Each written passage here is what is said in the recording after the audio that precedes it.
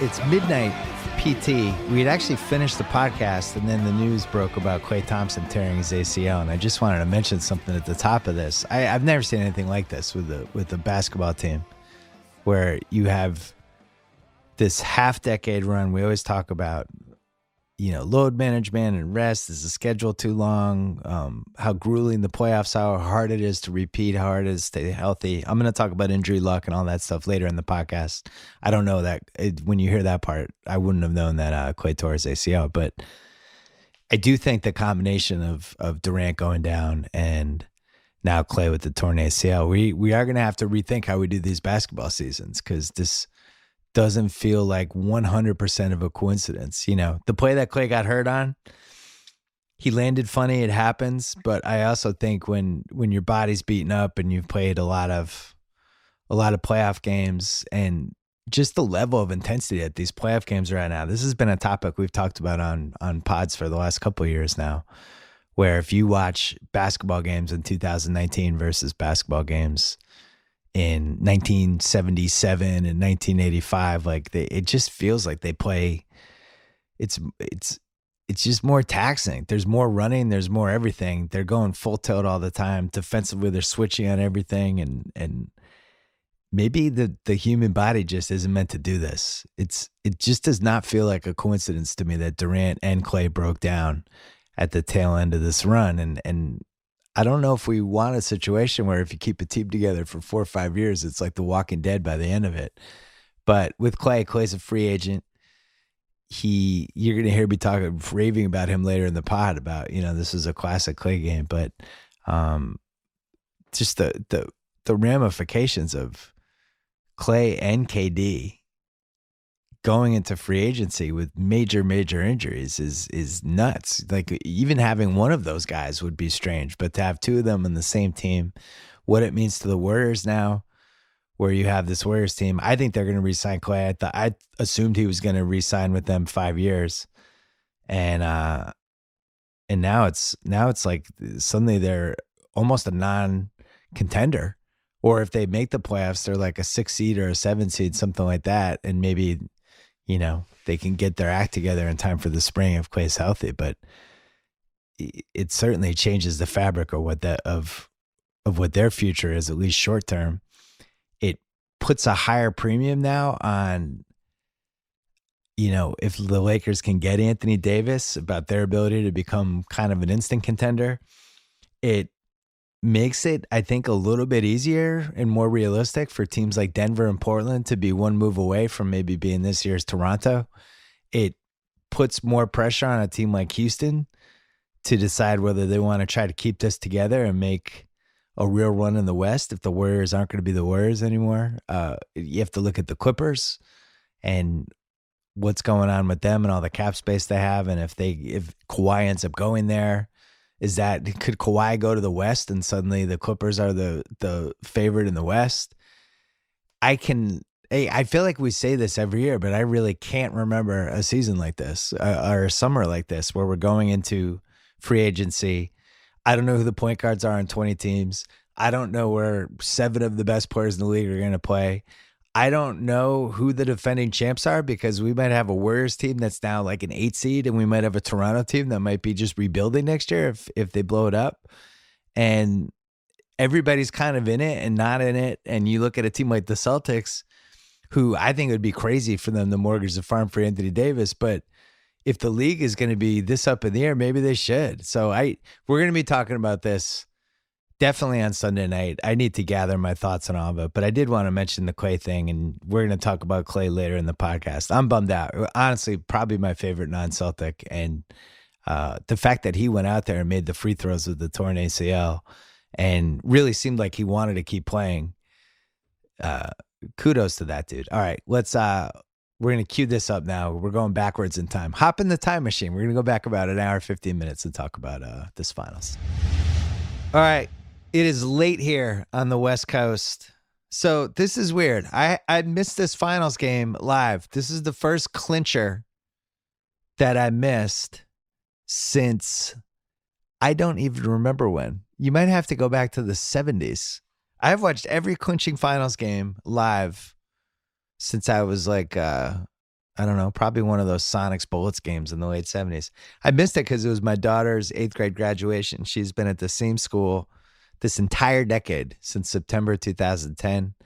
And they have this big ceremony every year. And it was on the radar. I knew it was a Thursday. I knew there was a game 6 on a Thursday. I did not know it was going to be a night affair. And it was a 2-hour graduation event that started at 7 p.m. PT. So we were heading into like the tail end of the second quarter and this thing was going. It was super emotional. People are singing songs. There's a speech for every kid. And I just didn't want to be the guy who was on his phone. Plus it was my kid and I'm sitting in the front row. And it was just bizarre. I decided I was not going to look at my phone. I did the thing. You have that conundrum when you're at an event where you can either just not check at all, hope nobody says the score, go home and watch it like it's live. That never works. There are too many people that knew me at this thing, and I knew somebody was going to say something. And of course, our friend Rebecca, who's from Canada, who's sitting right behind me and who's on her phone the whole time, rooting for the Raptors. And I could hear her like doing little weird grunts and stuff a couple times during the thing. And I ended up starting to check my phone just very quietly, surreptitiously a couple times during the last thing. And I could see, oh, Golden State's up. Oh, now Toronto's up. And all I'm doing is looking at the score and the time ticking away. I have no idea what happened to Klay Thompson. All of a sudden it's like 111, 110 with 0.9 seconds left forever. And I just assumed Draymond went on a killing spree and got like 17 technicals or something. Or Mark Stevens came back like Shooter and Hoosiers and just charged on the floor. I didn't know what happened. It was on there forever. Then it was 112, 110. And then I didn't know what was going on. I didn't know if ESPN was, and then all of a sudden it was 114, 110, and it was over. And Toronto is our 2019 champions. I would say, I'm going to start here. So Russillo's not here. Russillo went to the game. Initially we were going to do like a late night Thursday night thing, but then he actually decided he was going to the game. So we're going to catch up with him next week because we have about a million different things to discuss. But my initial thoughts, every once in a while this happens where there's just kind of a dumbfounding NBA champion. And I'm on the Wikipedia page right now looking at all the finals champions, and they're all in a row, and a lot of them make sense. In this 2019 Toronto 4-2 with head coach Nick Nurse, it's just bizarre. I just can't get over it. I can't believe it. They do this crazy Hail Mary trade for Kawhi Leonard last summer. I'm a Celtics fan. I did not want them to trade Jaylen Brown in the Sacramento pick that turned out to be the 14th pick in this draft for Kawhi Leonard. I thought it was too risky. That was me a year ago. You talk about bad takes, that's way, way up there. I just thought it was too risky. He played 9 games last season. He was in a contract year. Everybody thought he was going to LA. He decided to not say anything about signing in Toronto long-term, anything. He's been a blank slate because that's Kawhi. Toronto says screw it. They trade DeMar DeRozan for him. They are tired of just coming oh so close so many years in a row. They put in Pirtle in the trade. They get back Danny Green. And they just take a flyer on a guy who turns out to be, you could say he's the best player in the league. You could say he's one of the 3 best players in the league, whatever you want to say. Went to another level, was incredible in these playoffs. I think he scored the 3rd most points in the playoffs ever. Now he played 23 games, finished with a 31-9-4, almost 50-40-90. He was just short. He was 39. He was 49, 39, 80, 8.5. So he was almost 50-40-90 guy. Not to mention incredible defensive player the entire time, always guarding the best guy on the other team and roaming and doing all the stuff he did. And made one of the most iconic series-ending shots we've ever had in Philly. The shot still bounces around the rim. That goes in. And now they're the NBA Finals champions. And even the celebration was weird. This was a really weird personality team in a good way. They were just like icy assassins. There was that after game 4, they showed them in the runway walking back to the locker room. And it was like they had just beaten somebody in a preseason game in North Dakota or something. They just had this cool, calm vibe to them this whole time. they're basically 7 guys, which, as I've said before on the pod, I love. I love the 7-man rotation. All 7 guys, as Russillo was talking about the other night on this pod, could create their own shot in some way, or at least like be a little bit dangerous. You had to worry about them. It didn't really matter who was good night to night other than Kawhi, but they always seem to have 3 guys going tonight. Obviously, Fred VanVleet, who you do this, you see this over and over again in the finals where it's the Fred VanVleets. Those are the guys that win these close series. You know, you go back, like Dallas, Miami is a good example, 2011. Jason Terry and JJ Barea are 2 of the essential guys in that series. This is like the greatest moments of their career, both in that series. 2009, Derek Fisher in Game 4 made not only the biggest shot of the whole series, but was really kind of the guy for a couple different stretches. Kobe was not good in Game 3, and he was not good in Game 4 in that series. And Fisher and Pau Gasol was good, but just you never know. Posey and House in 2008 for the Celtics, when they would go small, it was kind of a small ball lineup before we even realized that those guys are making threes. And you just go on through NBA history. Sometimes, you know, you have situations like 2012 where you got LeBron, Wade, and Bosh all together, and they're just cranking it out. Mike Miller had a huge clinching game in that. But, you know, I would say it's like 2 out of every 3. It's the best guys in the team are usually carrying it. And then you randomly have these teams like this team or the 2014 Spurs where night to night you don't know who it's going to be. I thought it was very fitting that Siakam had the best offensive game. Siakam was the best player offensively for this team in Game 1 and in Game 6. That didn't mean he deserved the Finals MVP, but they won 4 games. He was the best player in 2 of them for them.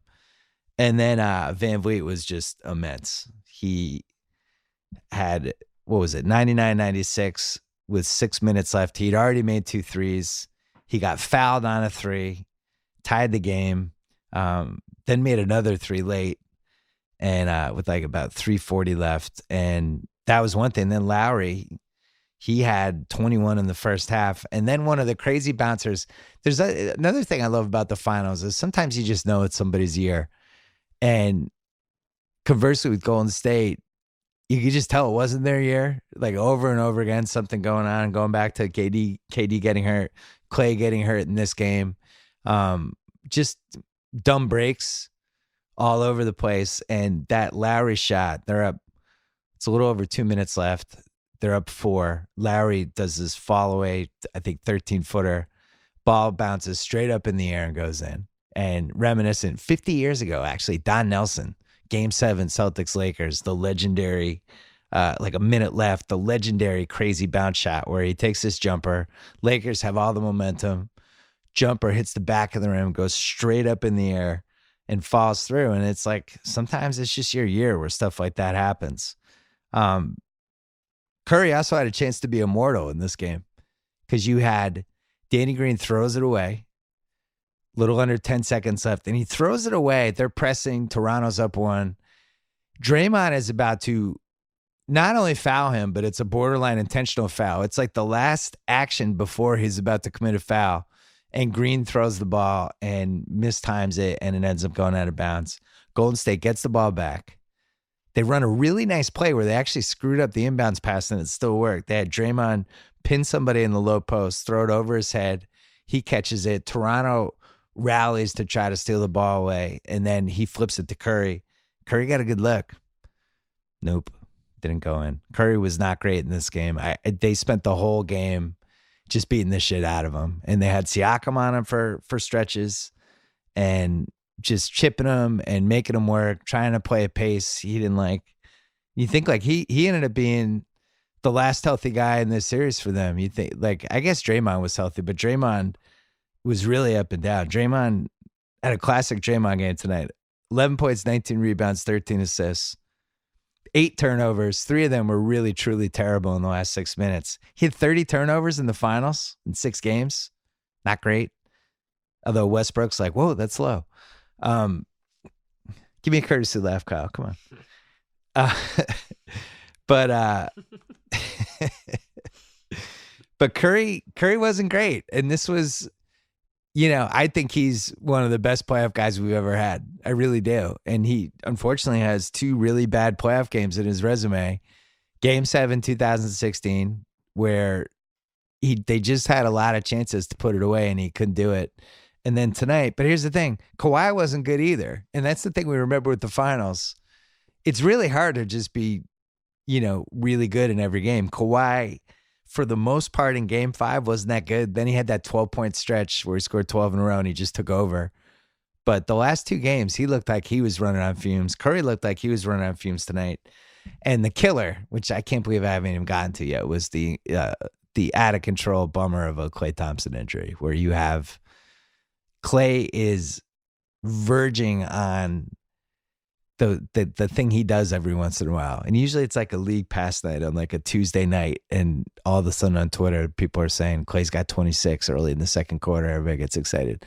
He was starting to get in that groove. He hit that crazy 3, I would say 3 minutes left in the third quarter.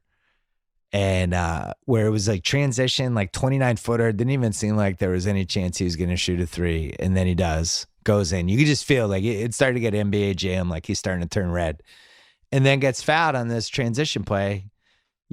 Typical play. He just landed wrong. It happens. And he's walking off. All of a sudden, they come out of commercial. He's back. He's shooting the free throws. Then it seems like they're going to play him. And then 5 minutes later, he's on crutches. But, man, we've seen this happen.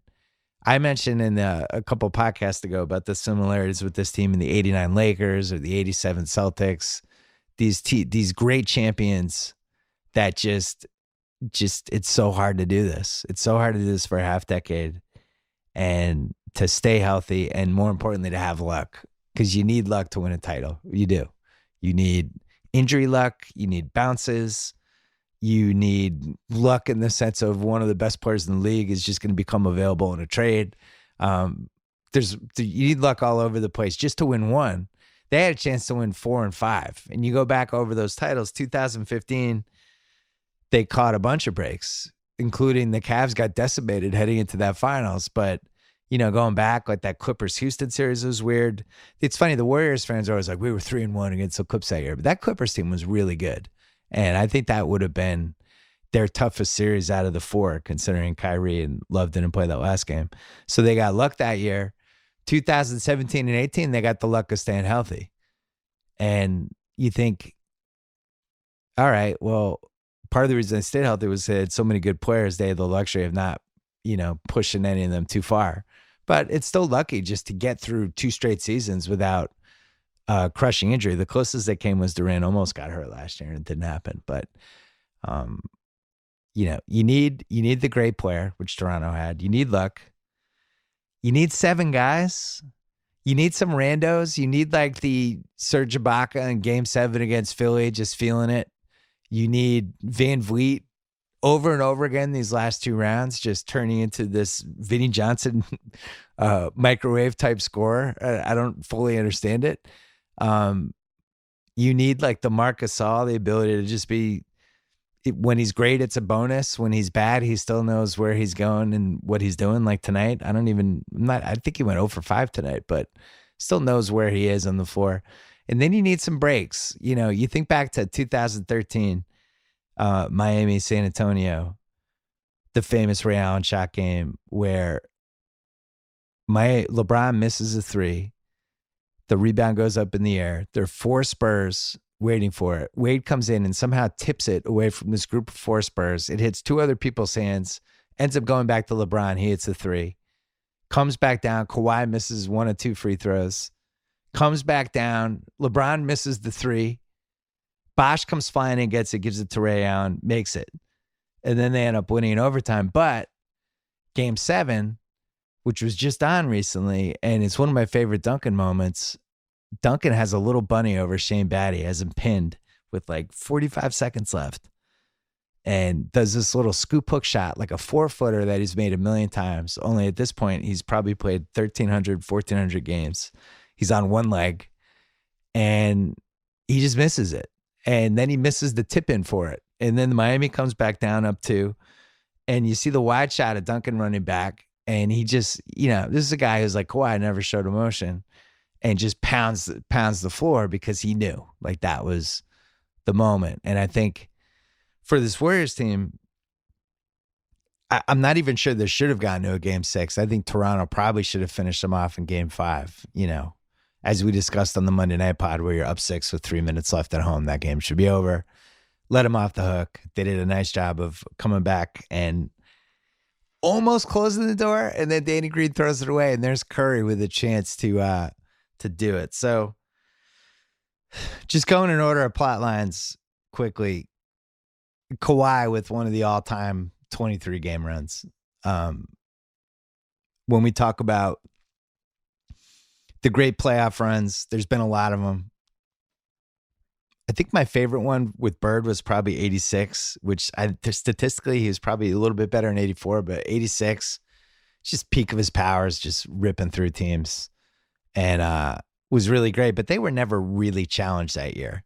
I think when you have the great run, but you also really get challenged, that's a little more special. I think Duncan, even in 2003, not a great season for the league, but Duncan, they get through the Lakers, 6-game series against a surprisingly frisky Nets team that was wired a lot like this Raptors team, unassuming, built around one superstar. It seemed kind of improbable they could win the title, and then all of a sudden they were pretty close. And then Duncan put up it was like a 21, 20, 10, and 8. He almost had quadruple double and was just awesome. And he was awesome that whole series, or that whole playoffs. But this Kawhi run, if you go through NBA history, is as good as any of the ones we've seen. It really is. And especially for a forward, with the standard being LeBron. Durant's had a couple good ones in Golden State, but never a start to finish, and was never this relied on. And I still think the best game Kawhi played was that game 7 in the Philly series, where they Van Vliet was had not turned into Vinnie Johnson yet. Ibaka was really the only guy doing anything. Lowry was not good in that game. And Kawhi just gave them every single ounce of basketball in his body. It took 39 shots and ended up making the game winner. But once they got through that game, I think they were a different team. And you look at this run they had where they blow the first 2 with Milwaukee. They win the next 4. They finished this series in 6, but really, they dominated the first 4 games. They won 13 of the 16 quarters. Then game 5 they gave away, and then this game, they got some help with the Klay injury, but they really should have won. But this Kawhi run, I'm really gonna have to think about. I need a couple days to think about, where he ranks pantheon wise, where he ranks right now from a trade value standpoint. How many guys you'd want in the league over him? It's the list is small. He's 27. It felt like he was playing hurt. At least for the last round and a half here, I did not feel like he was 100%. Didn't really matter. He kind of adapted and did the old slow motion, picked his spots kind of game. And he's a free agent. And, Kyle and I were actually driving home from Zoe's graduation, and we were listening to Doris interview people, and Doris was asking him, what did he say? What'd she say? What do you have to say to DeMar DeRozan? No, that was to Kyle Lowry. Oh, that was to Kyle. No, this is Kawhi. Okay, sorry. Yeah, Kawhi. He said, it was like, what are you going to do about next year? And she's like, he's like, I don't want to talk about that. I just want to enjoy this with my teammates. Then Kyle Lowry's getting interviewed, and Doris goes, what do you have to say to DeMar DeRozan? And then Marc Gasol's getting interviewed. He's like, what about your Memphis teammates? So we were joking about Doris being the sideline reporter at somebody's wedding and be like, Kyle, you got married today. What about your ex-girlfriends in Poughkeepsie? What have you learned from them? What did you learn from your ex-girlfriend in college? The Kawhi thing's remarkable, and the real possibility that he ends up a Clipper next year is insane. The guy just won the Finals MVP. They're all doing the claw on the stage, and he'd be like, "Okay, thank you." There's also Masai rumors going around about, whether he's going to jump to the Washington or wherever. But there's a chance this Toronto team just blows up. And guess what? The Toronto fans don't care. They just won the title. They're delighted. It's the greatest moment of the last 25 years in any Canadian sports team. Yeah. All right, a couple other things. Siakam had a stealth MVP case. I am in the camp of the best player should win the Finals MVP. Kawhi certainly did more than enough in this series to do it, but it is funny that Siakam was their best guy in 2 of the 4 games. Nick Nurse and Masai. You think like Masai making the jump from Denver to Toronto, getting his ass kicked by LeBron year after year, and then makes this miracle trade that, you know, has to be considered one of the 2 best trades of the decade now. I would say this trade's got it. Actually, I would have it number 1 because they actually won the title. I would have had the Harden trade as the number 1 trade, but Houston's never actually even made the finals with Harden. Masai makes this trade, they win the title. Jesus. So I would have that 1A. I would have the Harden trade 1B.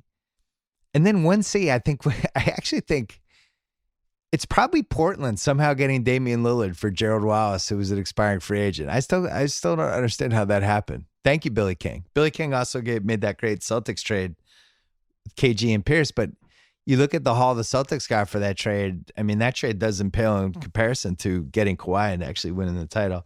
So Masai goes down, and I mean, wherever he goes next this is one of the great GM performances we've had. It really is. Like that trade won them the title. It was super ballsy.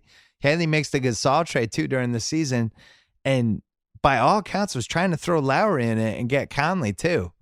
And that's another winner of this series, the Lowry redemption. Lowry, I thought got a little tight in Game 5, missed a huge 3, then got the 3 blocked at the corner at the end, but has been up and down, has been a frustrating guy to root for and watch because he'll be great one night, not as great the next night. Definitely disappeared in some of those Cleveland series, but man, the intensity that he played those last 2 rounds, and especially tonight, the way he came out, got 21 in the first half and really set the tone for them, I thought, on a night that Kawhi didn't really totally have it. Just a playoff guy, you know, and I think he's an expiring free agent, somebody that, you know, they might decide to just trade this summer if they blow it up. But the Lowry redemption is definitely a plot. Nick Nurse, rookie coach, wins the title. I'm starting to wonder, like you look at the last, Kerr won 2, Nick Nurse won 1, Tyronn Lue during his first season wins. David Blatt made a finals. Spoelstra was a young coach who made 4 straight finals. Scott Brooks made a finals. Mike Brown made a finals. Avery Johnson almost won the finals. We might overrate coaches a little. I thought Nick Nurse did a really nice job in this series, though. I really did. I especially love the 7-man rotation thing. And I thought he did some smart stuff with increasing the pace, trying to wear the Warriors out.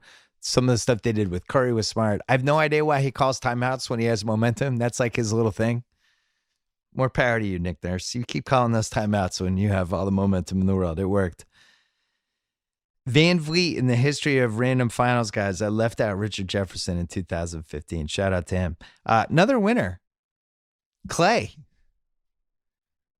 I don't think we had to be reminded that Klay was fucking awesome, but I will say, I think he might have the highest approval rating of any NBA player from the other 29 fan bases. Klay has gotten to the point that if you were at a bar and you're talking basketball with 3 people who you didn't know that well, and then one guy's like, you know, I fucking hate Klay Thompson. Fuck that guy. I think everybody would react like something horrible had just happened. People love Klay Thompson. This added to his legacy. He's an amazing teammate. We knew that already. I've had multiple people on this podcast, Curry, Durant, Steve Kerr, all talking about what a joy he is to have as a teammate and as somebody you coach. He is just an awesome big game guy and has done it over and over again, especially on the road, which, as we talked about on Monday night, is one of the legacies of this Warriors team. And what he did tonight, like, I just knew I actually was more certain that he was showing up tonight than Steph, because I think you can take out Steph a little bit. You can do what the Raptors were doing, which is like basically when he's getting over midcourt, just throwing 2 guys at him and knocking him and chipping him and elbowing him and doing everything he can to wear him out. It's really tough to just contain Klay when he's going, and he's just going to get to his 30 to his 35. So I think one of the silver linings with this Warriors half-decade run that they've just had, that they're clearly going to transform into a different team, but it'd just be fun to watch Klay and Curry kind of be the guys again, and to see Klay unleashed. I do feel like it was like one of those movies where you only have so many lines and so many good parts for everybody, and a couple of the actors aren't in enough good scenes. It was like Fast and Furious or something, where Jason Statham's in it. You don't really need him, and where now he's in Hobbs and Shaw, and Klay's like that too. Klay should just be one of the two stars in the movie. We're getting that again. Every season has a that could have been us team. I do think it's Philadelphia this year, and I think the irony is the Ringer has like 10 Philly fans on staff, and they love the 76ers. And we did that Colangelo piece last year that ended up putting their front office in complete disarray. And from the moment we did that piece, and you go back and look at all the moves they made, and where they just end up with basically a 5-man roster and nobody else they can play in a playoff game, and they still come within a hair of beating Toronto in round 2, with Embiid being sick a couple games and all the other weird shit that happened. I don't know. If you computer simulate this series 10 times, there might be a world where Philly wins maybe two of these titles. Toronto wins a couple. Golden State definitely, if Durant doesn't get hurt.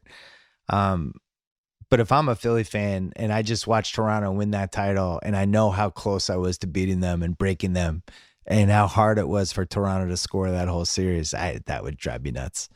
So you got that, and then speaking of things that you just kind of go, oh man, I wish we'd had that. Durant Kawhi would have been awesome. And I do feel like we were cheated from that. And this happens from time to time too. I still feel like 2009 ended up being Orlando versus the Lakers.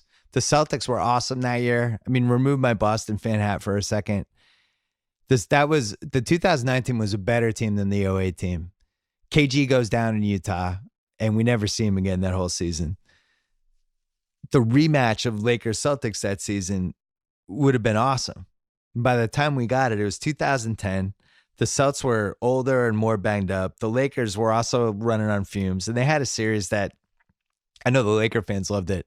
There weren't a lot of classics in that series. It was two older contenders kind of having a slugfest. But that 09 series, I think, just would have been the Lakers with Kobe trying to win a title without Shaq, Celtics back-to-back, and then we were just robbed of it without KG. This happens from time to time. 2015, I think, is another good example. I don't know what would have happened if Kyrie and Love had played, but that would have been a really, really, really great series with a Warriors team that hadn't done it on a big stage yet. So sometimes this is the way it goes, and you think like this year, we got KD and Kawhi for 12 minutes. It was a fun 12 minutes. Let's take a quick break because I want to talk about KD really quick. Let's talk about our old friend Stamps.com. No one really has time to go to the post office. You're busy. That's why you need Stamps.com. They bring all the amazing services of the U.S. Post Office right to your computer. Whether you're a small office sending invoices, an online seller shipping out products, or even a warehouse sending thousands of packages a day, Stamps.com can handle it all with ease. Simply use your computer to print official U.S. postage 24/7 for any letter, any package, any class of mail, anywhere you want to send. Once your mail is ready, just hand it to your mail carrier or drop it in a mailbox. With Stamps.com, you get 5 cents off your first class stamp and up to 40% off priority mail. Not to mention, it's a fraction of the cost of those expensive postage meters. Right now, our listeners get a special offer that includes a 4-week trial plus free postage and a digital scale without any long-term commitment. Just go to Stamps.com, click on the microphone at the top of the homepage and type in BS. Stamps.com, enter BS. Fun to have those guys back. They're an OG sponsor, Kyle. All right, I want to talk about Kevin Durant and just some of the stuff that happened since we did the podcast on Monday night. We're going to talk about it with Russillo next week, and I'm sure other guests I have. It was a classic modern-day news cycle where this terrible injury happens. Everybody's digesting it and coming up with whatever their angle is. And at some point, the blame game starts. We did a little bit of it on the podcast on Monday night. I didn't understand how he went from being a scratch 3 days before to no minutes limit and him playing 12 or 14 and a half minutes and in Game 5. It just, I still don't understand. I'm never going to understand it. I don't know why they didn't ease him in. You have to win all 3 games to win the title. I don't understand why they didn't play him, 5 or 6 minutes a quarter and just try to take it a little easy and ease him back when you knew you needed him for 2 more games. Bizarre. So there's been a lot of blame with the Warriors. People made fun of that Bob Myers press conference, all that stuff. And I didn't love how people were missing, it seemed like 2 distinct points that I found hard to believe. One is that Kevin Durant is a 30-year-old man who's perfectly capable of deciding what he wants to do and whether he wants to come back on a basketball court. We saw it tonight. Klay would have come back. They basically had to physically throw him off the court and get him out of there because he didn't want to leave. So for us to talk about what an athlete should do when they're in that moment and they're competing and they're that close to winning a title and they feel loyal to their teammates and you have adrenaline rushing, all that stuff. I think it's crazy for us to try to put ourselves in their shoes. KD wanted to play. Now, did they give him the wrong medical advice? That I don't know. I don't know what they told him. I don't know if they told him you can't make the calf worse. I don't know if they explained to him the risk of a calf could lead to an Achilles thing. Whatever happened. I mean, there's been rumors going around that it was actually an Achilles injury all along and he made that worse. And, this is turning into the JFK assassination. There's conspiracy theories all over the place. I don't know what to believe. All I know is Kevin Durant's a 30-year-old man. And I think it's insulting when people just make it seem like the team bullied him into doing it or the media and all this stuff. Whole thing was annoying. And I was turning on the ESPN shows 2 days later and they're still doing it. I just didn't get it. I thought we should have actually spent more time talking about how close Toronto came in Game 5 and all the mistakes they made. They got a pretty much of a free pass for the Game 5 stuff. So that was one thing. The other thing was, I talked to Jalen for a while 2 days ago. We hadn't talked in a while. We were just catching up all a bunch of stuff. We were talking about KD and playing with an injury where you're in front of 20,000 people. You haven't played in a month. You have all this adrenaline running through you. You're playing well. You made a couple threes. You're back. You're feeling good. You went from you don't trust your body, you're bummed out, you can't help your team, to like you're actually playing pretty well and you're in the finals and you're trying to save it for your team. And you're starting to feel it and you start letting down those walls that you have about the injury. And then you get hurt. And I don't think we paid enough attention to the fact that he was hurt the whole time. And when you put an injured athlete in that situation with that much adrenaline, the adrenaline can be good and it can be bad. It can be good because if you had a pulled hamstring or you like what Kevon Looney had, where you have this injury that just really hurts and you can't make it worse, the adrenaline can drive you through it. But when you're in a situation like with the KD thing, the adrenaline makes you forget that you're hurt. And I think that's what happened. And it's just too bad. So the ramifications, hey, we didn't talk about it that much on Monday night, and I know we're going to talk about it more next week, and it's going to be the dominant story of the summer. But the ramifications, one, what does this mean with the Warriors? So this one caught my eye. Jay Williams was on First Take Thursday and really, really killed Golden State for misdiagnosing Durant's injury, and was saying how he knew for a fact that Durant was told he couldn't injure the Achilles at all. And he said how watching Durant go down got ignited and pissed him off, and basically did a whole thing about how the organization, he thought that one of the reasons they pushed for this was because they were trying to get the most out of Durant before he left. It was pretty pointed. Now, here's why this matters. Jay Williams is the host of The Boardroom with Kevin Durant and Rich Kleiman on ESPN Plus. Jay Williams is buddies with those guys. And for him to feel this strongly about it and feel the need to go out and say this stuff and make it seem like he has inside information on it, I'm taking it seriously, because this is the equivalent of if something happened with me and then Joe House went on Get Up and was like, here's the thing. The ESPN, here's what they did to Simmons, and they lied to him here, and Joe House said all this stuff. You'd probably believe it because Joe House is my best friend from college. So I just thought that was a red flag, and it made me think that this Warriors Durant thing is not going to end well, because people seem to think he's just going to, he's going to be hurt anyway. He'll just rehab there. He'll grab the $31 million. Nobody's going to give it to him. I think that's insane. I actually think multiple teams will give it to him. It's a 4-year deal. You sign him, and you throw away the first year. You know it's not going to matter. Let's say you sign him for, I don't know, 4 years, 170 max, whatever it is. You're the Knicks. You do this, you're not good next year anyway. Now you actually have like a built-in tanking scenario again. You already have RJ Barrett. You're getting him with third pick. You can unleash him. I did this whole bit on NBA Desktop this week about let RJ Barrett cook, let the Canadian chef make his Canadian bacon. Thing is that the Knicks, they suck anyway. They've sucked for 20 years. They've never had a chance to sign a guy like this. You'd have to go. They've stumbled into Patrick Ewing. They signed Allen Houston in 1996. They signed Amari Stoudemire. Like, they've always had to either, in roundabout way, get a superstar or trade for a guy or whatever. Here's a chance to sign like one of the 15 best guys ever, and somebody that even when he comes back, he'll be 32.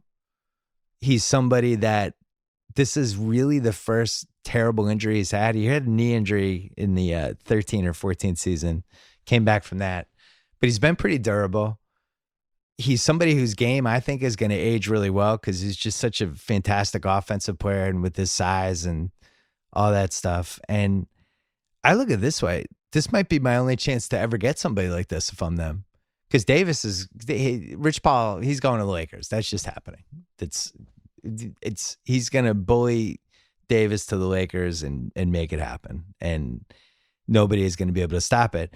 The big casualty of this Durant injury was I think the Knicks actually would have had an outside chance to get him if Durant didn't get hurt. Because let's say Durant goes there and then they make the Davis trade and then all of a sudden you have something. But the word all week, and I got to say I was shocked by this, but it really does seem like it was going to be a Kyrie and KD to Brooklyn thing. That did gain some steam.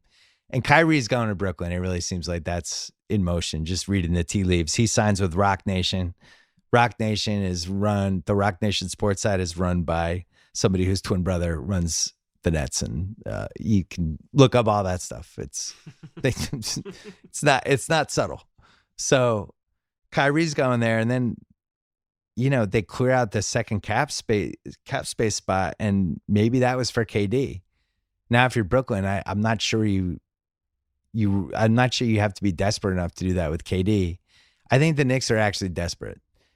And if I had the chance to get KD, I can bring him in, throw away a year, and then really make that run in 2020. I would think about it. I don't see a scenario where he goes back to Golden State.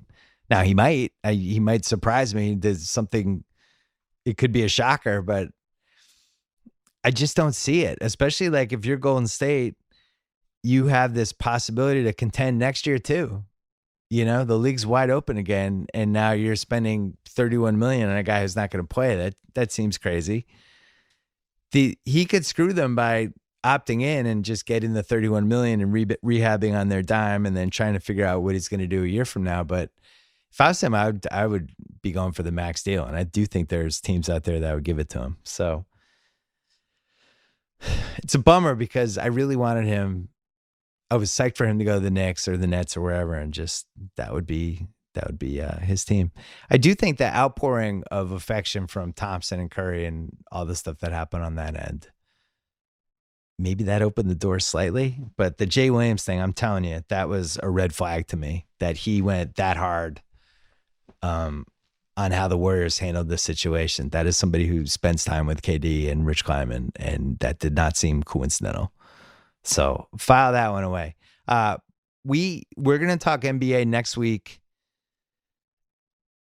we had the draft's next week. God, why do they do it this way? I barely have time to. Ugh. I'm sure we're gonna have a bunch of NBA stuff. We're gonna be on call. If there's a Davis trade, we'll be ready. I'm in LA all week. Nephew Kyle is poised and ready to go. Yeah, I'm a scooter ride away. Your scooter ride away at all time, or a car ride, or an Uber. Yeah. We're ready to go if there's an emergency trade. So if anything happens, and I know late Sunday night we're gonna tape a podcast. My dad's actually here, but there's U.S. Open, and I'm sure there's going to be a lot of stuff that comes out after the finals. There's always some gossip and all that stuff. So we'll be back Sunday night on this. Coming up, we're going to have Adam Scott, who is somebody that I've known forever, and I can't believe this is the first time he's been on the pod, but he's about to be on, and it's really fun. First, let's talk about Bud Light. It's summertime. That means it's time to get outside and enjoy the weather with some crisp, refreshing Bud Lights. Bud Light is the perfect summer lineup with Bud Light Lime and Bud Light Orange, both brewed with real citrus peels. New and just in time for summer. Bud Light Lemon Tea? Did you know about this, Kyle? No. You like Bud Light and you like lemon tea. Drink tea 4 times a day. There you go. Brewed with real lemon peels and tea leaves. It's the ideal drink for summer. Only here for a limited time. Get it before it's gone. And to really get you in the summer spirit, Bud Light has given everyone the chance to win the getaway of a lifetime. Win 2 tickets aboard a VIP cruise to the Bahamas this summer, featuring a live performance by Jake Owen and Tic Tac and Melatonin. No, I'm kidding. They're not ready. 10 years from now, they'll be there. Featuring a live performance by Jake Owen, and of course, plenty of Bud Light. For a chance to win, simply post your Bud Light summertime photos using the hashtags #real enough to get away and #Bud Light contest on Facebook and Instagram. See budlight.com/real enough to get away for more details. All right, coming up, Adam Scott. Here he is. All right, Adam Scott is here. We're taping this end of May. Big Little Lies premieres on HBO in June. And it's pretty sad that this was the reason that after 12 years, you finally came on. I know. I don't know how this hasn't happened. We've been casually just sort of planning this, literally, since you started doing this. Which was that 12 years ago? Yeah. Fuck. I've known you since 2003. I started working for Jimmy Kimmel show. Yeah. Daniel Kellison, the executive producer, your then girlfriend was the lead assistant. That's right. And she had this boyfriend who was an actor. Yeah. And you would come to the green room and hang out. Yeah. And we were like, oh, that's Naomi's boyfriend. I would come to the show almost every night for free beer. Right. That was the best part of the show in year one. We had this amazing bar. It was incredible. And it was packed every night. Celebrities. Yeah. More celebrities than we actually had on the show somehow. Yeah. Celebrities would come to hang out there, but they weren't willing to to go. And then we would have down. the second lead from Who Wants to Be a Millionaire. Exactly. But meanwhile, some A-listers having a gin and tonic or something. It was so really you were there fun. all the time. And then all of a sudden, it's like, hey, did you hear about Naomi's boyfriend? I'm like, what? He got the new Leo movie. Oh, yeah. You're like, what? Yeah, that's right. Adam? That's right. You got the Aviator. And then that was it. Then you started getting roles, and it was really fun to watch it happen. Thanks. I remember when I got that role, everyone at Kimmel, who I had gotten to know, hanging out every night, drinking beer, that was like where all of the like joy and support of getting this role, where most of it came from was from all you guys, like, hey, like it was like the Goodfellas when he gets out of jail. When the kid gets out of jail, like everyone was so nice and so effusive. It was really nice. And that was a big deal though. That was like Leo was at his all-time, anytime he did a movie. Yeah. And Martin Scorsese. And we'd heard about the movie and they've been trying to make it for years. And so, I mean, even though it was a small part, it was a huge deal for me. But that was my first real like hands-on experience with the sort of love of Jimmy's crew and his family. And it's just a really tight-knit group of lovely people. I really want to do a narrative podcast about year one of Kimmel's show. And he'll never let it happen. But I really think it would be, everybody's got not? 20 stories. Why? Like the first night when the girl puked in the audience? Yeah, in front of Bob Iger. Yeah. Yeah. All that stuff. You just put it all down. But I don't think he'll ever allow it. Because night one, the audience had an open bar. Yeah. That was part of the conceit of the show. Yeah. Is the audience, we want like a really lively party. audience. We're going to have them drink. They get there early, have some cocktails. Yeah. Didn't you work. have to find that woman who puked that first night and interview her. Well, Daniel still blames her because I'm sure Daniel does. If she didn't puke, it would have been fine. It would have been awesome. But That it was sounds like, well, like that's the also name. why. That sounds like the name of Daniel's autobiography. If she didn't puke, it would have been fine. Oh man, I remember thinking at the time, this seems dangerous, but I kind of like it, but not really understanding all the but also repercussions. I wonder why no one's done this before. Yeah, right, true. Like, why hasn't anyone just fed alcohol to their studio audience? It's funny. I was just thinking about it because we have this bug flying around attacking us. Jimmy just re-signed for 3 years, and he's actually going to be on for 20 years. And I always think about that first year. Wow. And is that 17 years ago? That happened? It was January 2003. Wow. Yeah. So what you just said was a lot of the issue early on was we were trying a lot of stuff that nobody had tried before, but there's a reason people don't try stuff on, you can't get in too innovative at 11:30 because everybody's just used to a certain kind of show. Yeah. And, eventually you kind of settle into what you are. Jimmy didn't come out for a monologue. He didn't wear a tie. Guest host. Yeah. And, cut to a couple years later, he has a tie and he's doing the tie was a big concession. Yeah. Like there's certain things. I loved the early show for all of those reasons. Me too. And I love the show now. I think the show is as strong as it's ever been, but the chaos of those early couple of years was really fun. And Bill Carter was around. Yeah.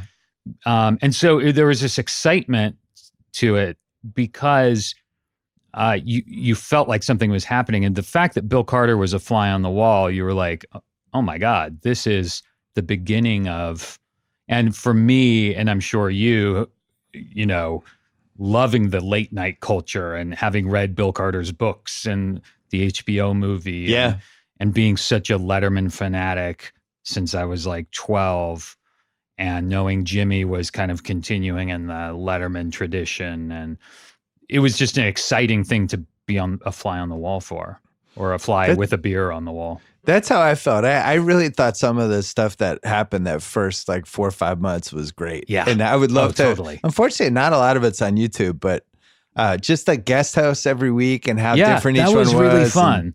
Like Snoop Dogg would be there all week. Right.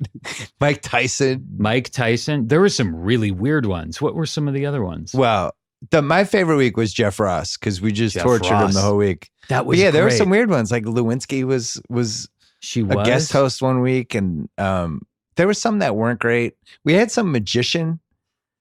I think I remember that. Or there was a psychic. That one went badly. He was going to go through the old Hollywood studio and find where the ghosts were. He was there all week, or he was just was there. I think his name was John Edward, and then John Edward. He showed up and couldn't find any ghosts at all. And Jesus, it's like, come on, it's fake anyway. Just pretend there's some ghosts here. Right? Yeah, just like make one up in the elevator. You or make anything. it all up. Come on. So you were here. You were part of this whole group.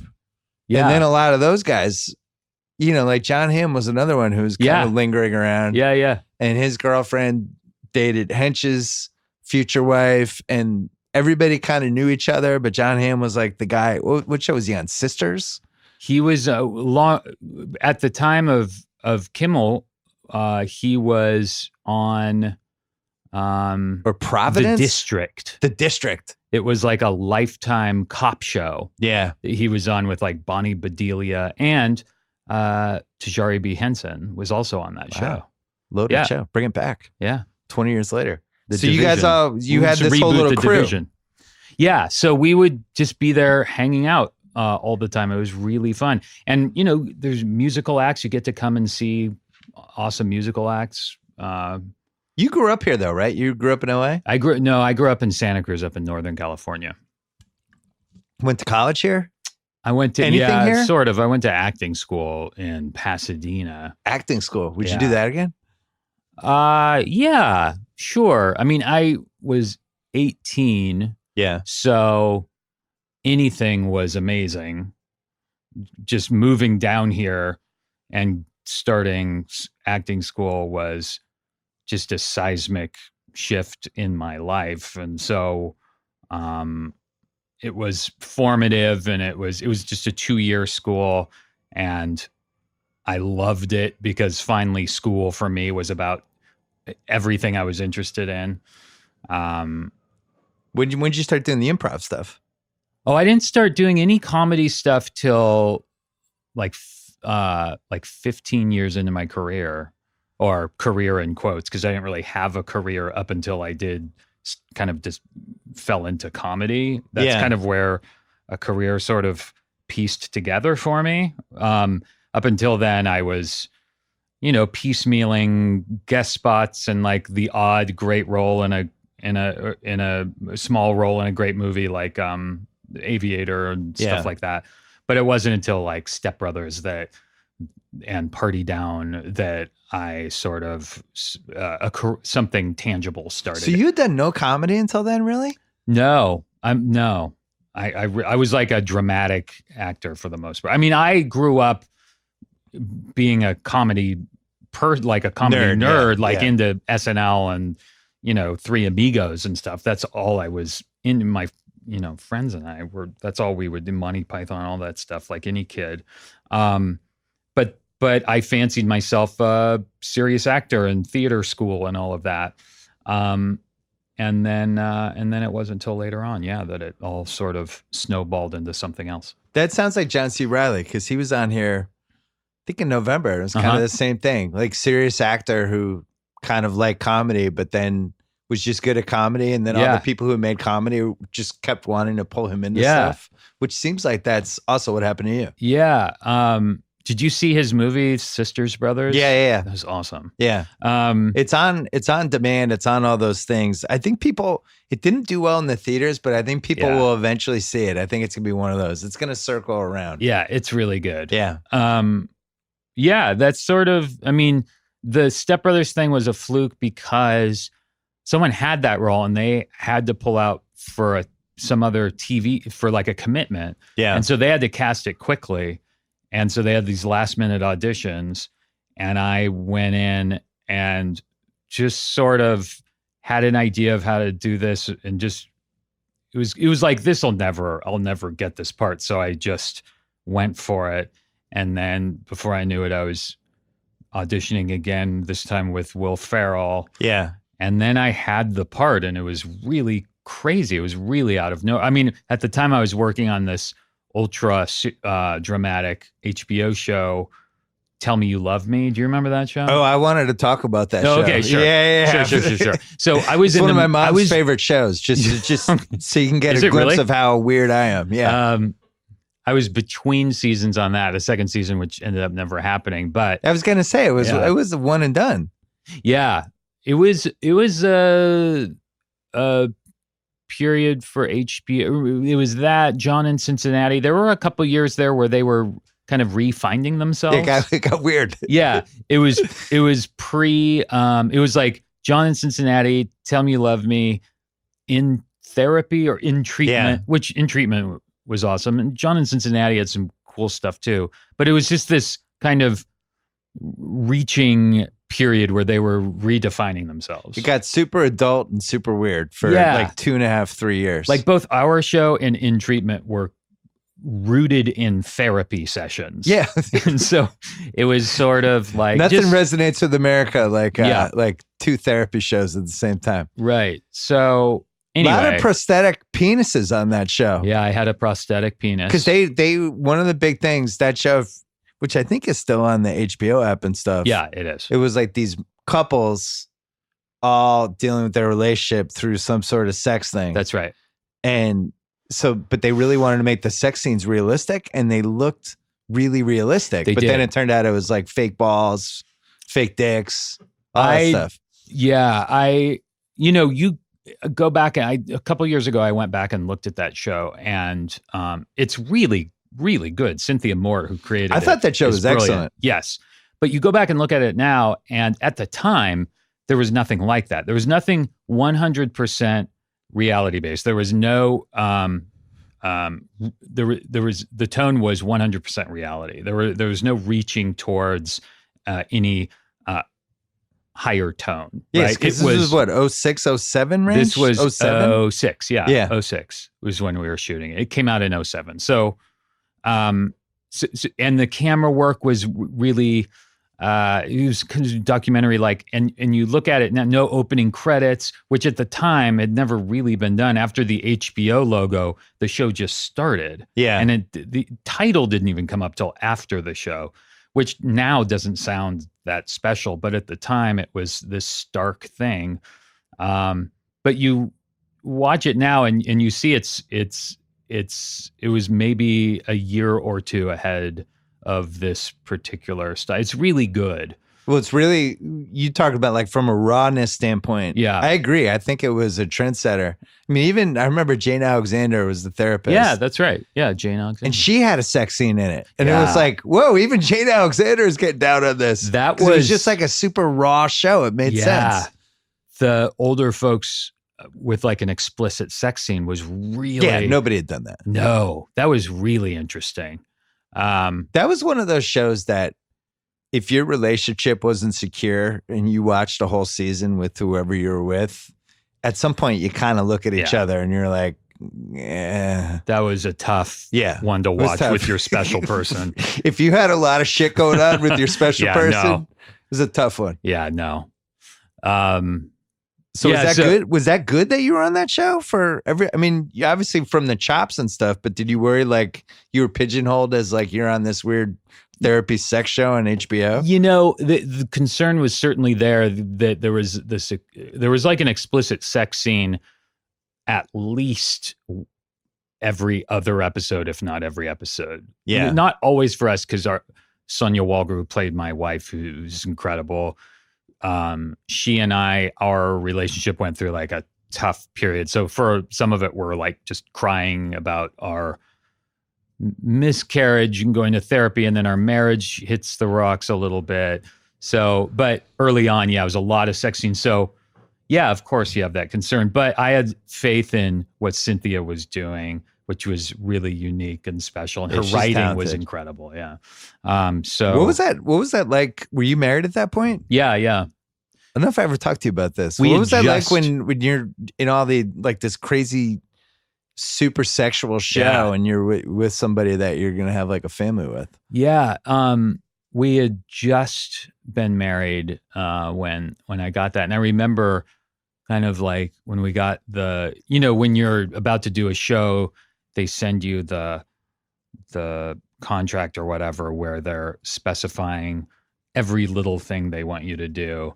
And there was a lot of stuff in the deal about kind of how explicit they wanted to be with it, which is where we kind of specified like we'd rather go prosthetic than, it got down to like that really nitty gritty stuff. And we were newly married and I really thought this show was going to be something brand new that people have not seen before. But at the same time, I was also like, I need a job.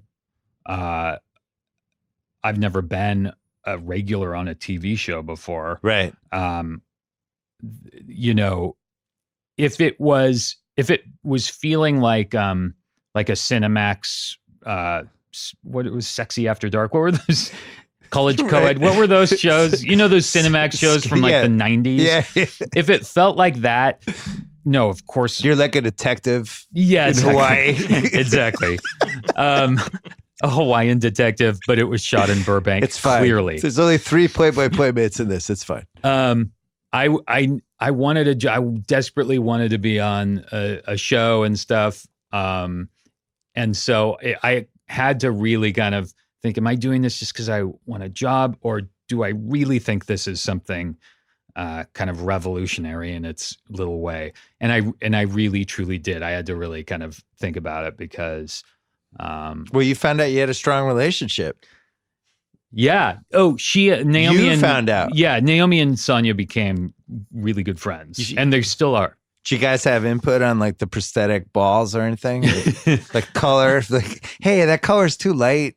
I don't remember having any say, but I do remember, there was a scene where I had the prosthetic on, and there was it was hooked up to a hose that went through the couch I was sitting on, and there was a prop guy behind the couch with a pump, and it shot hair conditioner out.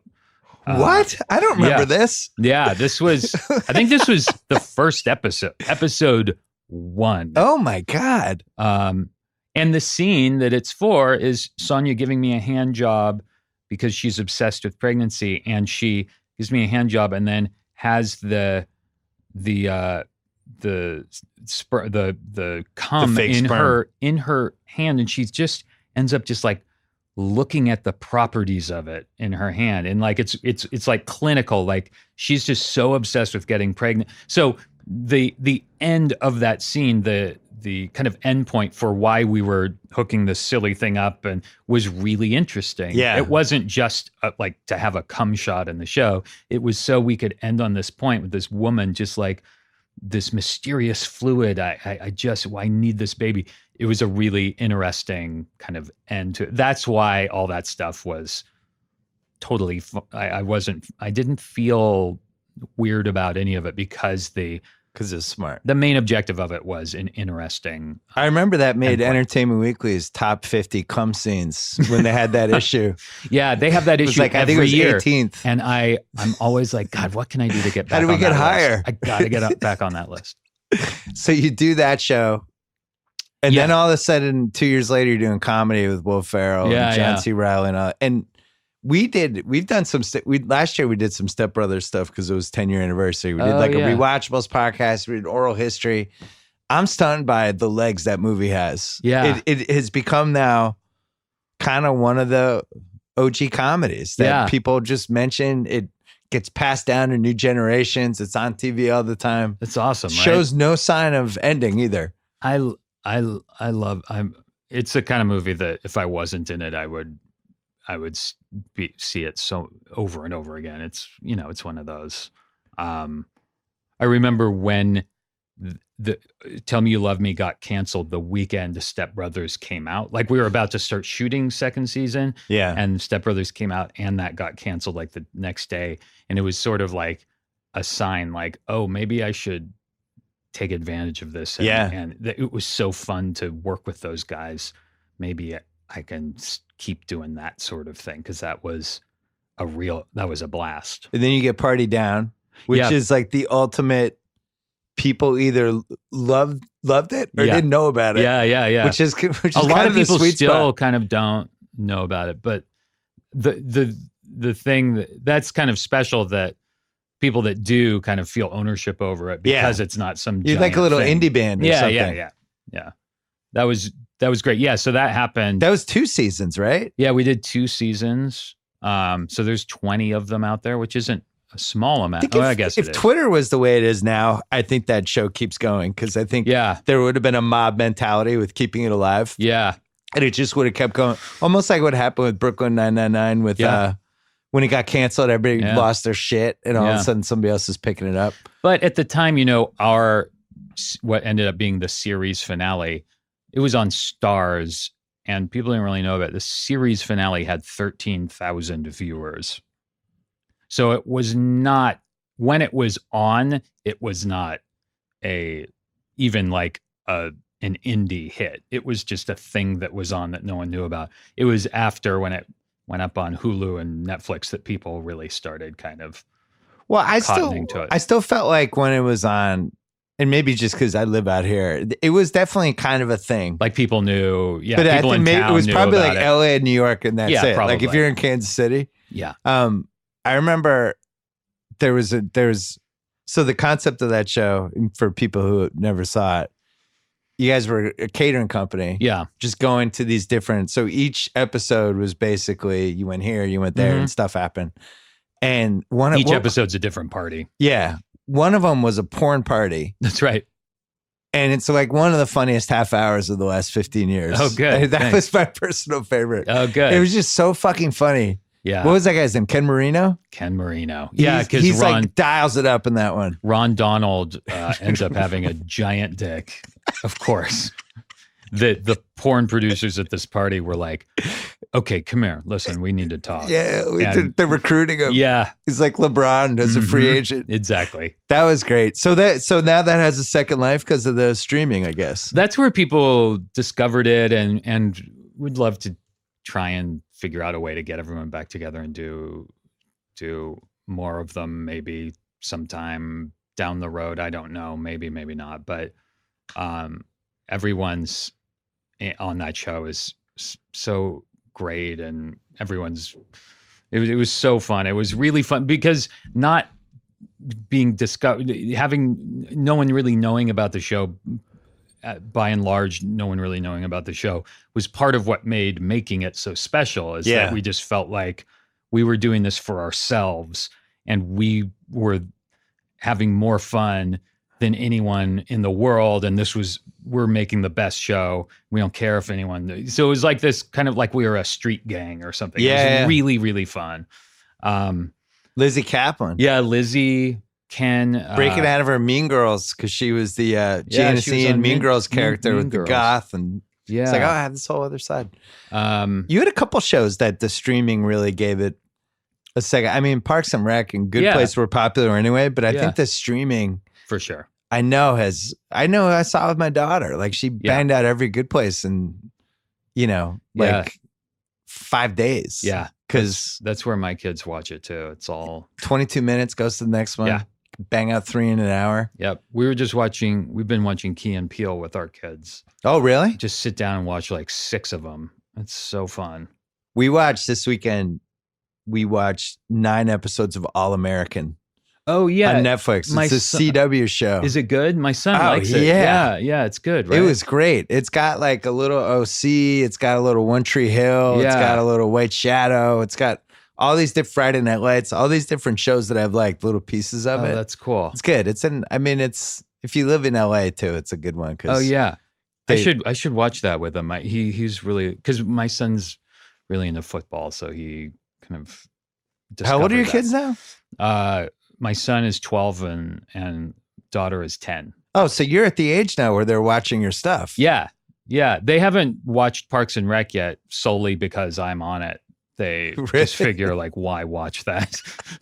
But they love like The Office and Good Place and The Office is another. I mean, it's streaming with that one. So fun. I feel like The Office is going to be potentially eternal. At least for the next like 30, 35 years of... For sure. Because the syndication, it seems like it's slowly drifting into that Seinfeld spot of you're just flicking channels and it's on 5 channels. Yeah. And then it's always on one of these streaming services. And I'm sure eventually one of the streaming services will they're all going to like carve out their own content and launch their own things. Well, I heard that it's not going to be on Netflix much longer. It shouldn't be. Because it's been so huge on there. They're moving it to the Universal streaming. Isn't that what they're doing? Yeah. That's what I heard anyway. That's what's going to happen. Yeah.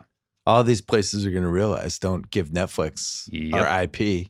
I guess so. I guess that's we did that when they bought 30 for 30 from us. I don't know, like 2012. On Netflix? Yeah, and we thought it was great because we'd already done the episodes. They're like, oh, cool. They're giving us more money for things we already did. Yeah. Great. And then not realizing that Netflix was this evil genius that's snapping up all this IP. Do they have it forever? No, they just had it for like 2-3 years. Oh, but that's from like 13 to 15. That's how they basically built their business. They were paying all these people for things. They're like, really? You're giving me a check for that? Great. Yeah. And then they get a whole business out of it. Pretty smart. So smart. So which show do people mention to you the most? Parks and Rec. Yeah? Yeah, for sure. Let's take a quick break to talk about Big Little Live, our Twitter post-game show for Big Little Lies. Watch it on HBO. It ends. Go to Twitter. Go to @Ringer or go to hashtag Big Little Live and watch the show with Amanda Dobbins and Mina Kimes from ESPN. The show is presented by Buick. We have a beautiful Buick that I think we're actually doing a segment in. It's going to be really fun. I am in the 3rd episode. I've been booked to talk about parenting, apparently. I'm having a good parenting run this year. I'm getting kudos for skipping a clinching final to go to my daughter's graduation. I'm booked on Big Little Live. It's really turning around for me. So check that out. And then also Bachelor Party, our podcast hosted by Juliet Littman. If you don't subscribe to that and you love The Bachelor, we are all over that one. Monday nights, it goes up right after the show ends. So those are our two TV recap stuff for TheRinger.com. Check out all of our podcasts, The Ringer Podcast Network, wherever you get your podcast, including the rewatchables where we did Dead Poets Society this week. And that was super fun. Neil! Anyway, back to Adam Scott. Tell me about Big Little Lies. Season 2 is real. I'm gonna watch it along with everyone else. Even though I know everything that happens, I haven't seen the finished episodes yet, but I'm really excited. Season 2 is really juicy. Meryl Streep is in it now. I've heard of her. Yeah, she's a good kid. You know, I think she's going to do well. Yeah. We're all rooting for her. A lot of potential. But, you know, we'll see. We'll see how she does. You're married to Reese on that show, right? Yes. Yeah. Yes. I watched all of them, but I haven't seen them since I watched them. Yeah. Reese is not the great. most functional marriage. No. The marriage has its challenges. But, you know, I think also there's so much dysfunction on that show that I'm always hoping for at least one of those relationships to pull through. To make it? Yeah. But, you know, who knows which one that's going to be. But, season 2 is going to be really, really fun for everyone. I'm excited it's back. First one. Yeah, we're doing a whole Twitter post-game show for it. Oh, cool. It's just, I love those 7-episode shows. Yeah. What about Game of Thrones? Did you wish this last season was longer? Or were you not a Game of Thrones watcher? Oh, I was a Game of Thrones watcher. Okay. Yeah. We milked it for all the content possible. Okay. Here at The Ringer. Yeah. Oh, The Watch. We did, yeah. The Watch is great. We had binge mode. We did the post-game show. Yeah, we did a whole bunch of stuff. On the way here, I was hitting refresh on my podcast app, waiting for the new Ringer with Andy Greenwald. I've got to know what they thought about last night. Well, now Andy's a showrunner. I know, but you might be acting for him at some point in your life. Is he going to be doing the finale, the post finale kind of commentary today? Yes. Okay, good. Think so. I hope so. Good. At some point he'll do it if it's not today. Yeah. Yeah. It's weird. Obviously the internet now exists just to get mad about everything, and people felt such ownership about the show. Oh, I thought that was ridiculous, but go ahead. No, that's what I'm saying. Yeah. I don't know what people kind of want. It's never going to be perfect. I think the one fair criticism is just because I watched the first I think 4 seasons recently, trying to remember whoever. Sure. It's been so long. And the show had a certain pace to it, and it was really deliberate. Yeah. And then when something big happened, it felt momentous. Yeah. And I think over these last 2 years, because they were on this race to finish it, the pace was off a little bit, where the pace was increased. Yeah. Yeah. And I wish there had just been more episodes so they could have kept the same kind of pace. I still think it's an incredible television show. I thought last week's, the second to last episode, I thought that was incredible. I couldn't believe that people were mad about it after. Me too. I was like, those were the best 80 minutes I've ever seen in my life. Here's my biggest problem with the uproar from the penultimate episode, which was Danny's turn was, it's not like they hadn't led breadcrumbs to it. First of all, she had some homicidal tendencies throughout the years, and Tyrion had kind of been pulling her back, as well as Varys, and talking her back from the ledge a couple times. But she also had this inherent goodness to her. But things were shaky with her. But the big turn had to be shocking and had to be sudden. Otherwise, Tyrion and Jon Snow would have stopped her. because they were getting warnings from everywhere, and they were just like, no, it's okay. Like, they were hesitant and a little freaked out that day that things could go bad, but they, in their heart of hearts, thought she was going to do the right thing. If it was clear that she was taking an evil turn, they wouldn't have let it happen. So if it was crystal clear and we there was a perfect roadmap up to that turn, we would have had a huge problem with Jon Snow and Tyrion as characters for not stopping it. Does that make sense? I'm with you, and I also feel like she did have stuff happen to her that made it likely that she was going to snap. Like she lost a dragon. Yeah. She found out that the guy she thought she was going to marry was like her nephew. Yeah. That's a problem. That's a problem. Her best friend was beheaded right in front of her. That's a problem. And she couldn't trust anyone around her. She knew that eventually Jon Snow was more likely to get the throne than her because of the way everyone responded around her. And she kind of lost her shit. I actually thought it was realistic. Yeah, she could see that people just inherently loved him. Yeah. And she decided, she says, I need to rule with fear.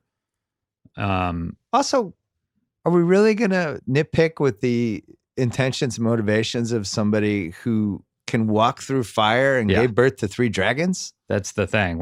People always took this show so seriously, and I never really understood it. They're like, the way the show treats women. It's like they treat everyone horribly. Yeah, every gets sliced and diced. Yeah. What are you talking about? I mean, quibbles here and there is fine because you're going to have that with anything. But some of the uproar I saw, like David and Dan, we want to remake the season. Like, it's insane. Remake the season with new. Did you see that? There was showrunners. I mean, that is bonkers. Like, if you're watching television and something is different than the specific thing you had in your head, and that upset, like, that's. So that's why I think Breaking Bad was like the only one people were truly happy with at the end. Because they knew the whole time how it was going to end. Yeah. Once you don't know how something's going to end, you want it to end the way you want it.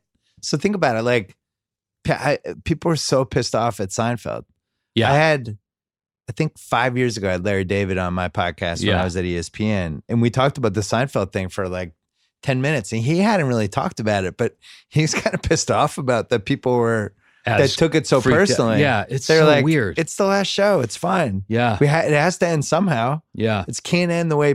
So you have that, The Sopranos, that made people crazy. Yeah. Lost made people crazy. Yeah. It's basically every show except Breaking Bad made everybody crazy. It's a losing battle no matter what you do, I guess, which is a testament to how good your show is that people care that much ultimately. Yeah. And I get having a huge investment in something. I mean, Phantom Menace broke my heart. So there you go. I get it too. I totally get it. I guess with Game of Thrones, I just didn't see the huge problem. I thought it was effectively carried out. Like you said, the pace was accelerated the last 2 seasons. But once you accept that and go on that ride with them, it's great. It just needed like 10 more scenes of characters hanging out with nuance that it just didn't seem like it had the time to do. Yeah, I mean, it used to be the journey from Winterfell to King's Landing would take an entire season or at least 4 or 5 episodes. And then in season 7, they were making the journey back and forth. In one episode, they would just arrive somewhere else. So they were just cranking the timeline up just so. Sounds like you're mad you weren't cast on the show. What role would you have wanted? Oh my God, Littlefinger is the best role. There is not one role I could pull off in that show. Come on, you could have been Littlefinger. Littlefinger was a great role. That guy was great. That's a good role. Oh my God, he was awesome. Would you want to be a eunuch or no? Oh yeah, well I'm essentially a eunuch in real life. So he was terrific too. Oh my God. What great acting on that show. It was funny. We ended up with Bran the Broken as our king. Yeah. And then Grey Worm the eunuch running the Unsullied. And it was really all hell broke loose. But so were the Unsullied, they were leaving forever at the end, right? Never got a feel for the Unsullied. Yeah. But last and was night, there a Sullied? Was there a second, like a rival to Sullied? It's the inverse of the Unsullied. Yeah. So where were they? Does Unsullied mean no genitalia? Is that what that means? Kyle? Let's go with that. Okay. Kyle's our Game of Thrones historian. Oh, did you read all the books, Kyle? No. I watched closer than He's also my nephew, so we watched Okay. all of them. So anytime my wife and I didn't understand what was going on, we would ask Kyle. And sometimes he would know. Okay. Other times, no. But at the end of last night's episode, they were all getting on ships to leave forever. Yeah. Yeah, exactly. Where They're were they going to some going? They were island. going to, I believe, where Missandei, his girl, was from. I think they were going to go like help him out. Like free everybody. Yeah, I think that was the move. Yeah. Grey Worm. I still think he kills Jon Snow at the end. Yeah. Maybe, or at least tries to maim him or something.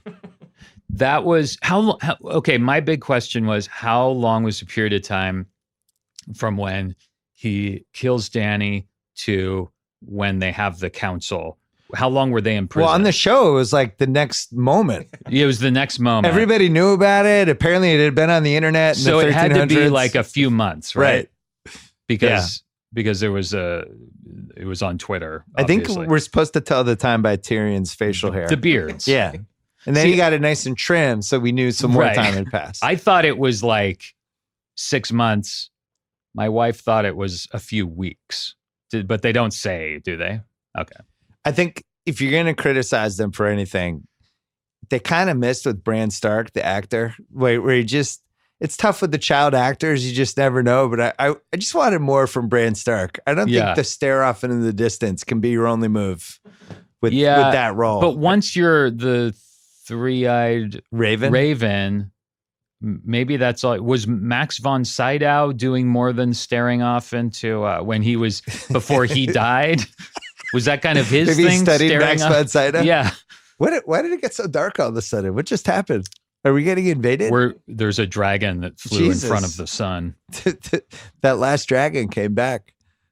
So you got Big Little Lies. What's next for you? You know, I have a show that I'm really excited about, but we haven't completely dotted the I's and crossed the T's. So I can't, which is so stupid and pretentious sounding, but I can't say anything about it yet. But I'm excited to do so when I can. But I'm gonna start that soon. Cool. Yeah. I think we hit everything. Yeah, I'm sorry I can't talk about sports really, other than I wasn't expecting. No, sports I know, from you today. I know. I know when you guys can't talk about sports, there's no better person to talk about it with than you. So I wish I had more. No, I knew the sports thing wasn't going to be there. Oh, I forgot to ask you. I had two more questions. Oh, by the way, the when we were talking about Meryl Streep and making jokes about her being a young upstart, she is both incredible and the coolest. I didn't want to leave it on a sarcastic note. She is so cool and as incredible as you would hope. Yeah, I forgot to ask you because you've worked with a lot of interesting people. So I thought, say the name, one thing you learned from them. We'll start with oh my God, Leo, from their process or their general state of being. What one thing you learned from Leo? From him, and this was a while ago now, but just focus and just always where I was just impressed with how hard that guy was working. Like locked in constantly. Yeah. And not like he's in character all the time or anything like that, but just working his ass off. How about Scorsese? Just so collaborative. Just always interested in what everyone's bringing to the table. Like there are lines in Aviator that I not improvised like early on, like words I would find in like an old 1920s slang dictionary and bring it. And he's like, that's great. Yeah. And so it's in the aviator, you know? Yeah. And everyone is like that. Everyone's welcome to bring their own thing to the table. And that's why he gets such wonderful performances, is he's letting everyone just sort of grow on camera, like just like include and be alive on while it's happening. It's really a great thing to be a part of, but also really fun to watch him with actors. And McKay's like that too, right? Yes. Yeah, totally. That's like his calling card. Yeah. Just whatever you got, bring it, and we'll try it all. That's what, with McKay, is what I really learned. And Scorsese too, was just try it all. And if it's not working, just don't use it. Like, who cares? Like the preciousness is gone. Just give it a shot. What about Farrell? I didn't learn anything from him. Same thing. He and McKay was kind of one there. They're really lovely, sweet guys. And I didn't know what the hell I was doing. I had never improvised before. So I was really lost to sea. They were very generous to me in the cutting room on that movie, for sure.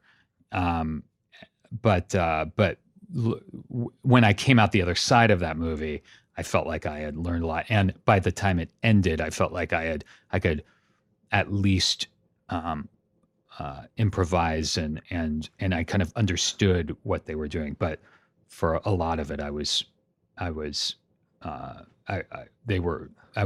of in over my head. But I think they love that though. They love that? Yeah, that's what I think when we did the oral history, they were talking about how they threw you into this tornado. And if they were kind of enjoyed how you were, like the rookie in this whole thing, just kind of coming up with things that they wouldn't have thought of. Man, it was really fun. It was quite an experience and really, really fun. What about Polar? She's just the best, just the most generous. And every time we had so many scenes together over the years, and every time we did, it was always special. There was always just I never took it for granted, and I know she didn't. With that whole show, she was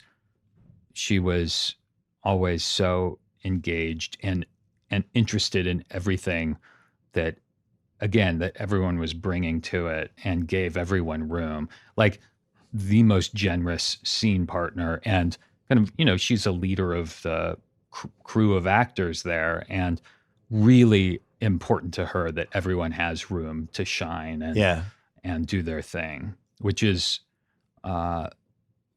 not as common as you would think. She's a really great person and clearly a great actress as well. How about Mike Shore? Again, nothing. I have nothing to say. Mike's a brilliant person and a great guy. And so, hell of a travel baseball parent. He's the guy that runs the box score thing for our little app. Our sons are on the same team. Yeah, he's putting in like strike balls, outs. That makes walking around with his hat on, like inputting does not stuff. Surprise me at all. Really into it. Half his tweets I don't understand because it's just baseball stats. I think Joe Mandy tweets back, "I don't care." Otherwise, I would. Reese Witherspoon. So fun and just an impressive person. Put together. She is another one who I think is going to make it. Yeah, I think she might do all right. And I'm pulling for her. Yeah, me too. She's a really smart, impressive person, and what an incredible actor too. Good Lord. Is it when somebody's involved with running a show, but they're also acting on the show? What's the balance with that?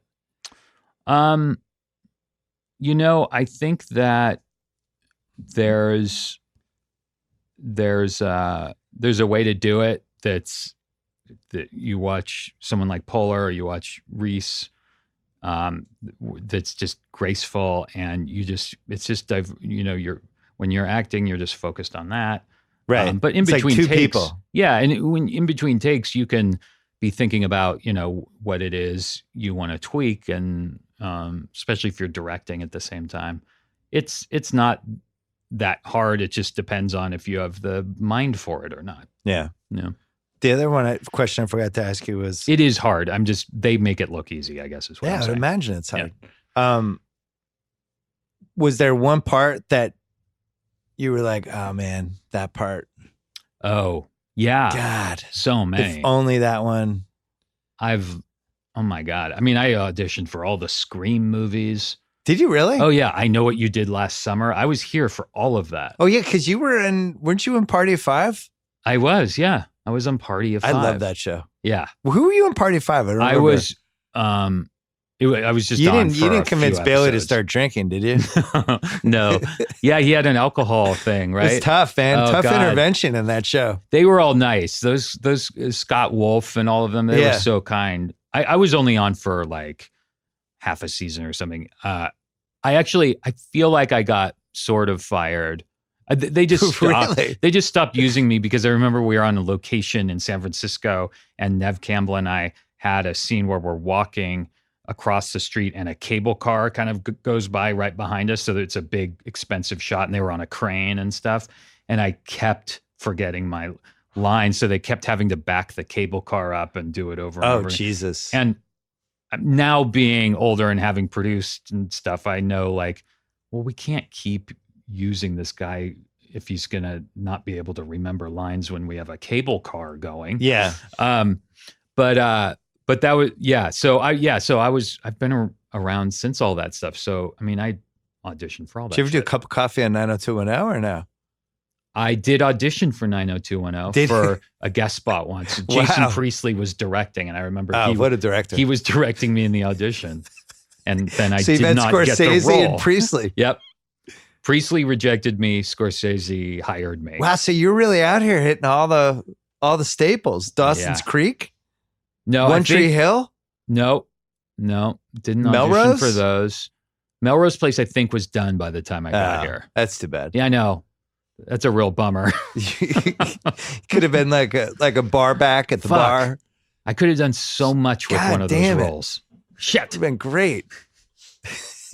But then back then, like not getting the role on 90210 or whatever guest spot it was such a bummer. But Ham's been on this podcast a bunch of times, and we always end up talking about that 96 to 2000. Yeah. Where you just had all these young people out here. Yeah. The Generation X. Yeah. People, what are you going to do? I don't know. You move to Hollywood because that's other people have done that. And then you're out here. You're like, and you're just kind of fighting. You're running into the same people at every audition, at every bar. Fascinating times. Now I think the internet's probably made it a lot easier to get discovered or at least kind of know where to go and what to do. You can make your own stuff now. Yeah. When I was starting, like if you wanted to make your own movie, you had to somehow get all this equipment, right? Cameras, they can do with your iPhone and shit. Yeah, you can make a great looking movie on your phone, and if it's good, then people will pay attention to it. We had Steven Soderbergh at Sundance. We did a pod with him. He's really interesting. Yeah, we were just talking about this next generation of whoever. Now that the equipment is so cheap and so easy, like what's going to happen? Like my daughter's 14. She has friends who like make little mini movies already, but they can do it so easily and edit it. And Soderbergh made his last movie on the iPhone. Right. That's how we were talking about it. And I was like, you think you're going to inspire people to make movies on iPhones? Like, I don't know. But I mean, the way they did it, they had these, he's the best person who's going to make a movie on an iPhone. But it's still like other people could do versions of that. Well, he used that incredible lens. I don't know what lens he attached to his phone, but that movie, High Flying Birds, that was one cool lens. Oh, it was great. I like that movie. Did you see The Knick? Did you watch The Knick? I never watched The Knick. We had Chris and Andy love that show. You got to watch you and your wife should sit down and watch those 2 seasons. Soderbergh directed all of them. Yeah. And it is unbelievable. It's the best show in the last few years. Wow. Oh, it's incredible. Interesting. Anyway. Better than Party Down? Well, yeah. It's kind of the Party Down of 19th century hospital shows. Or it's early 20th century. Early 20th century grisly hospital shows. Yeah. That's right. I'll put it on my radar. Adam Scott, great to do this finally. Thanks, Good luck Bill. with Big Little Eyes. Thanks Good luck for with having everything. Me. Yeah, thanks for coming on. Too. All right. All right, that's it for the podcast. Thanks to Adam Scott. Congratulations to Canada. You did it. Congratulations to Masai and Kawhi and all the Raptors. Awesome title. Thanks to DAZN. Don't forget about Bellator 222 live from MSG. All going down tonight on DAZN, 10 ET, 7 PT. We should be back Sunday night, U.S. Open stuff. And some basketball and a lot more. Until then.